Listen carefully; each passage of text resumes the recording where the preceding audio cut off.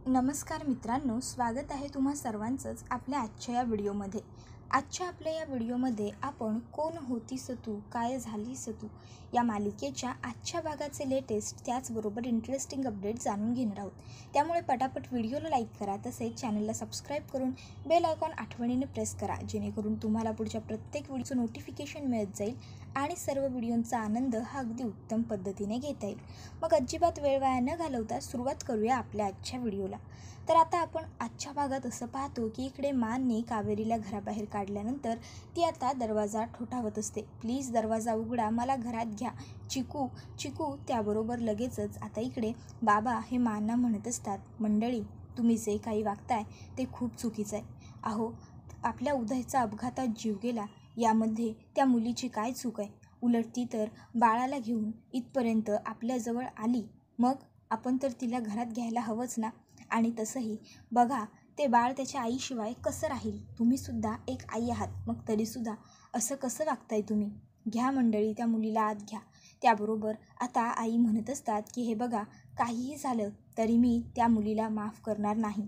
माझा उदय माझ्यापासून तिच्यामुळे लांब गेला, त्यामुळे मी ना तिला उदयसाठी माफ करणार ना त्या बाळासाठी। काहीही झालं तरी मी माफ करणार नाही त्या मुलीला। एवढं बोलून आता निशाच्या हातातल्या बाळाला घेतात आणि चिकूला आता त्या शांत करण्याचा प्रयत्न करत असतात, पण चिकू काही केल्या शांत होत नसतो। तर आता इकडे विद्यावहिनी ही मांना म्हणते, माफ करा मा, छोट्या तोंडी मोठा घास घेते। पण एक सांगू का, अहो जर चिकू आणखीन थोडा वेळ रडला ना तर त्याला त्रास होईल, बरं वाटणार नाही त्याला। त्यामुळे मला वाटतं की आपण त्याबरोबर लगेचच आता इकडे काकू म्हणायला लागते, तू गप, तुला काय कळतं या सगळ्यातलं? मी काय म्हणते वहिनी, आपल्याला त्या मुलीला घरात वगैरे घेण्याची काहीसुद्धा गरज नाही आहे। आता राहिला प्रश्न या बाळाचा, तर 2 दिवस रडेल आणि मग आपली सवय होऊन जाईल त्याला, मग बरोबर आपल्याबरोबर रमायला लागेल। त्याबरोबर लगेचच यामीसुद्धा म्हणायला लागते की हो, मलासुद्धा तसंच वाटतंय। म्हणजे मा बघा, हळूहळू आपण त्याच्यावर इतकं प्रेम करू की त्याला आपली सवय होऊन जाईल। त्याबरोबर इकडे ह्या चिकूला शांत करण्याचा पुरेपूर प्रयत्न करत असतात। विद्यावहिनी, निशा, त्याचबरोबर यामीसुद्धा चिकूला शांत करण्यासाठी एफर्ट्स देत असते। तर इकडे मात्र यशच्या मनात खूप सगळे वेगळे प्रश्न उठलेले असतात। यशला प्रश्न पडलेला असतो की ही मुलगी नक्की आहे तरी कोण? कारण उदयदादाची तर ही बायको कावेरी नाही आहे, मग ही स्वतःची ओळख कावेरी अशी का सांगते? आणि बाळ हिच्याजवळ बराच वेळ राहिलंसुद्धा, याचा अर्थ नक्कीच ही कोणीतरी ओळखीची आहे। पण मला पहिलं हे शोधून काढलं पाहिजे की नेमकं हिचं इंटेन्शन तरी काय आहे आमच्या घरात येण्यामागे, त्याच्यानंतरच मला काहीतरी बोलता येईल। तोपर्यंत मी माझं तोंड बंदच ठेवणं चांगलं राहील। तर इकडे आता कावेरी ही बाहेर बोलत असते की काऊ, आज जर मी तुला वचन दिलेलं नसतं ना, तर मात्र तुझ्या घरातल्यांना मी चांगलाच प्रश्न विचारलं असतं त्यांना की घराबाहेर उदय भाऊजींना कोणी काढलं, माननी की कावेरीने? सांगा, कोणी केलं हे सगळं? मानने स्वतःपासून दूर केलं उदय भाऊजींना आणि आता सगळा दोष तुला देतायत ग काऊ। खरंच, पण तुला दिलेलं वचन आहे, त्यामुळे मी काहीच कोणाला बोलू शकत नाही। आपल्या चिकूसाठी मला आता गप्प बसावं लागतंय ग काऊ। आता मात्र कावेरी रडत असते आणि तिला काऊची खूप आठवण आलेली असते आणि तिला काऊचे शेवटचे शब्द आठवत असतात। कावेरी, काहीही झालं तरी माझ्या चिकूला अंतर देऊ नकोस, त्याची आई म्हणून राहा। आत्तापर्यंत माझी मैत्रीण होतीस, पण यापुढे माझ्या बाळाची आई हो गं। त्यानंतर आता इकडे सगळेजण प्रयत्न करत असतात, पण तरीसुद्धा चिकू काही केल्या गप्प बसत नसतो, तो भरपूर रडत असतो। मग आता कावेरीला आठवतं की ज्यावेळेस चिकू रात्रीचं झोपत नव्हता, त्यावेळेस काऊ कसं त्याच्यासाठी गाणं गायची आणि चिकू झोपायचा। मग आता बाहेरून कावेरी ही अंगाई गात असते आणि आता आतमध्ये कावेरीचा आवाज जसा जसा हळूहळू चिकूपर्यंत पोहोचत असतो, तसं तसं हळूहळू चिकू हा थोडा थोडा शांत होत चाललेला असतो। कावेरी ही गाणं गात असते, चिकू शांत होत असतो। त्यानंतर आता बघता बघता थोपटत असतात, कावेरी गात असते आणि चिकू झोपूनही जातो। आता चिकू झोपल्यावर सगळ्यांचा जीव थोडा भांड्यात पडतो।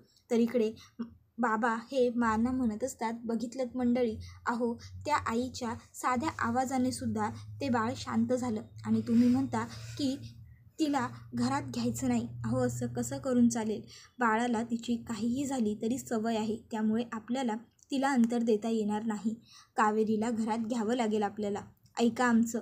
तर मात्र बाबांचं काहीही ऐकून घ्यायला तयार नसतात आता मांना समजावता बाबांना पुन्हा छातीत दुखायला लागतं. त्याबरोबर लगेचच आता सचिनदादा, यश, यामी हे सगळेजण बाबांना बसवतात चेअरवरती आणि म्हणतात की बाबा हो का विचार करताय तुम्ही या सगळ्या गोष्टींचा, तुम्ही जरा शांत व्हा बरं. त्याबरोबर लगेचच विद्यावहिनी पाणी आणून देते आणि म्हणते पाणी प्या बाबा, म्हणजे तुम्हाला बरं वाटेल. आता बाबा पाणी वगैरे घेतात. तर यामी म्हणत असते बाबा हो कशाला उगाच नको त्या गोष्टींचं टेन्शन घेताय तुम्ही, जरा शांत बसा बरं, का स्वतःला त्रास करून घेताय. आणि मग आता बाबा हे जरा शांत आणि रिलॅक्स झालेले असतात. त्याबरोबर लगेचच आता ह्या यशला सांगतात की यश जा, त्यांना रूममध्ये घेऊन जा, त्यांना थोडा वेळ आराम करू देत, मग त्यांना बरं वाटेल आणि डॉक्टरांना बोलवून घे. त्याबरोबर लगेचच यश आता बाबांना म्हणायला लागतो बाबा उठा तुम्ही. आणि मग हळूहळू यश आता बाबांना उठवतो आणि त्यांच्या रूमपर्यंत घेऊन जायला लागतो. तर दुसरीकडे आता विद्यावहिनी ही कावेरीकडे आलेली असते. आता ती मागच्या दरवाजाने आलेली असते. ती कावेरीला म्हणते कावेरी वहिनी इकडे या, मी विद्या, या इकडे या. त्यावर कावेरी तिकडे येते आणि कावेरीला विद्या सांगत असते हे घ्या पाणी प्या, बसा तुम्ही इथे. कावेरी पाणी घेत म्हणते अहो पण तुम्हाला इथे कोणी पाहिलं तर. त्यावर विद्या सांगत असते की नाही काळजी करू नका, मला कोणी नाही बघणार, मी घराच्या मागच्या बाजूने आली, घ्या तुम्ही पाणी प्या, जरा शांत व्हा. मग कावेरी पाणी पिते. विद्यावहिनी सांगते हे घ्या, मी तुमच्यासाठी पोळी भाजीसुद्धा आणली आहे, थोडी पोळी भाजी खाऊन घ्या, तुम्हाला बरं वाटेल. काळजी करू नका कावेरी वहिनी, मी आहे तुमच्यासोबत, तुम्हाला जी काही मदत लागेल ना ती करेन मी. हो फक्त लपून करावं लागेल मला, मी करेन. माझी सासू ना खूप खवट आहे हो, सारखी माझ्यावर लक्ष ठेवून असते ती. त्याबरोबर लगेचच कावेरी म्हणत असते तुम्ही समजावाल घरातल्यांना, सांगाल सगळ्यांना, मला घरात घेतील तुमच्या सांगण्यामुळे, प्लीज समजावा ना हो घरातल्या सगळ्यांना प्लीज. त्याबरोबर लगेचच विद्यावहिनी म्हणते अहो नाही हो कावेरी वहिनी, मी लहान आहे, मी लहान तोंडी मोठा घास कसा घेणार आणि मोठ्यांच्या समोर काय बोलणार. मी तुम्हाला जी मदत लागेल ना ती सगळी करेन, पण यात मी नाही पडू शकणार, मी काहीच नाही करता येणार हो मला. आणि मी विद्या म्हणजेच उदय भाऊजींची धाकटी वहिनी. त्याबरोबर आता इतक्यात लगेचच काकू ही विद्याला हाका मारायला लागते विद्या. त्याबरोबर आता काकूचा आवाज ऐकून विद्या प्रचंड घाबरते आणि तिची गडबड होते. सासूबाईंनी आवाज दिला, सासूबाई बरं वहिनी मी जाते, काळजी करू नका, तुम्ही पोळी भाजी खाऊन घ्या आणि तुम्हाला काही लागलं ना तर मला सांगा, मी आहे तुमच्यासाठी. आणि विद्या तिकडनं निघून जाते. तर दुसरीकडे किचनमध्ये आता यामी ही रडत असते. आता किचनमध्ये यामीच्या मुसमुसण्याचा आवाज काकूला येतो. त्याबरोबर लगेचच काकू ही यामीकडे येते आणि म्हणायला लागते यामी काय झालं. नाही म्हणजे उदयच्या जाण्याचं दुःख सगळ्यांनाच आहे, पण अश्रू ढाळत बसावी अशी तू नाही आहेस, काय झालं बोल. त्याबरोबर यामी ही आता पटापट आपले दोन्ही डोळे वगैरे पुसते, सगळं शांत करते स्वतःला आणि मग काकूच्या समोर येते आणि काकूला अगदी सडेतोड तिच्याच भाषेत उत्तर द्यायला सुरुवात करते. ती काकूला सांगत असते काय आहे ना काकू, ज्याला कावीळ झालेली असते ना त्याला अख्खं जग पिवळं दिसत असतं, समजलं. पण प्रत्येक वेळेस प्रत्येक व्यक्ती आपल्यासारखीच आहे असं नसतं ना. त्याबरोबर काकू म्हणते म्हणजे. त्यावर लगेचच यामी सांगत असते उदयदादा माझा सख्खा मोठा भाऊ होता. त्याबरोबर काकू म्हणते पण त्याला पत्र कोणी लिहिलं होतं ते मग सांगू का सगळ्यांना. त्याबरोबर यामी म्हणत असते मीच लिहिलं होतं पत्र, मीच दिली होती धमकी, पण मी ते फक्त त्याला घाबरवण्याकरता केलं होतं, जेणेकरून त्यांनी इकडे कधीच परत येऊ नये ना म्हणून. पण याचा अर्थ असा होत नाही काकू की माझ्या मनात माझ्या भावाला काहीतरी व्हावं असं होतं, त्याच्या जीवाचं बरं वाईट व्हावं ही माझी इच्छा कधीच नव्हती, समजलं तुला. एवढं बोलून आता यामी तिकडनं निघून जाते. तर लगेचच इकडे काकू म्हणत असते बघा मला कोण नाटकी म्हणता येते. त्यानंतर आता इकडे यशने बाबांना घरात आणलेलं असतं आणि आता तो त्यांना बेडरूममध्ये बसवतो. तर इकडे बाबा म्हणत असतात की हे सगळं काय होऊन बसलं, माझा उदय. त्यावर यश हा बाबांना सांगत असतो बाबा प्लीज आता तुम्ही ना या सगळ्या विषयावरती बोलू नका, नाहीतर तुम्हाला आणखीन जास्त त्रास होईल. अहो तब्येत बिघडते तुमची, तुम्हाला का कळत नाही आहे. त्यावर बाबा म्हणत असतात की अरे यश काय बोलतोयस तू, कसा विचार करू नको, अरे मी माझा उदय गमावलाय रे, गमावलाय मी माझा मुलगा. मला ना खूप गिल्ट आलं या सगळ्या गोष्टींचं की मी उदयला अगोदरच घरातून बाहेर का पडू दिलं, का जाऊ दिलं त्याला. बरं तो गेला तर गेला, मी त्याला घरी परत आणण्यासाठी लवकर प्रयत्न का नाही केले. का मी माझ्या मुलाला घरात नाही आणलं. आणि आता ते सगळं होऊन गेलं तर आता त्याची बायको स्वतःहून घरी आली आहे तर तिलासुद्धा घराबाहेर काढलं आपण, तिचासुद्धा अपमान केला, त्या मायलेकरांची ताटातूट केली. वर जाऊन मी उदयला काय तोंड दाखवू रे. अरे आता तर मला ना या घरामध्ये घुसमटायला होतं आहे. अरे माझा जीव जाईल आता असं वाटतं आहे मला. त्याबरोबर आता मात्र लगेचच यश हा बाबांना म्हणत असतो, बाबा शांत व्हा. अहो काय बोलताय तुम्ही हे सगळं, तुम्हाला तरी कळतं आहे का. आणि पोलीस रेस्क्यू करतायत अजून, त्यामुळे शांत व्हा जरा. त्यावर बाबा म्हणत असतात, नको रे नको, खोटं सांत्वन नको करूस माझं. मला माहिती आहे मी गमावला आहे माझा मुलगा, सांगितलं आहे ना पोलिसांनी, मला माहिती आहे. पण आता ना खरं तर आपण कावेरीला घरात घेतले पाहिजे. तिला आपल्या आधाराची गरज आहे रे. आता तूच तुझ्या माला काहीतरी समजाव, तुझंच काहीतरी ऐकेल रे ती. एवढं बोलता बोलता बाबांना ठसका लागतो आणि बाबा पुन्हा जोरात खोकायला लागतात. यश पटकन तिथे जो तांबे आणि ग्लास ठेवलेलं असतं त्यातलं पाणी काढतो आणि बाबांना प्यायला देत असतो. तो म्हणत असतो की हे घ्या, तुम्ही पाणी प्या थोडंसं. बाबा प्लीज शांत व्हा. हे बघा काळजी करू नका, सगळं व्यवस्थित होईल. बाबा यशकडे वचन मागतात की वचन दे मला, तू कावेरीला या घरामध्ये परत आणशील, दे मला वचन. त्याबरोबर लगेचच आता यश हा बाबांचे दोन्ही हात पकडतो आणि बाबांना म्हणायला लागतो, तुम्ही काळजी करू नका बाबा, तुमची जी इच्छा आहे ती पूर्ण होईल.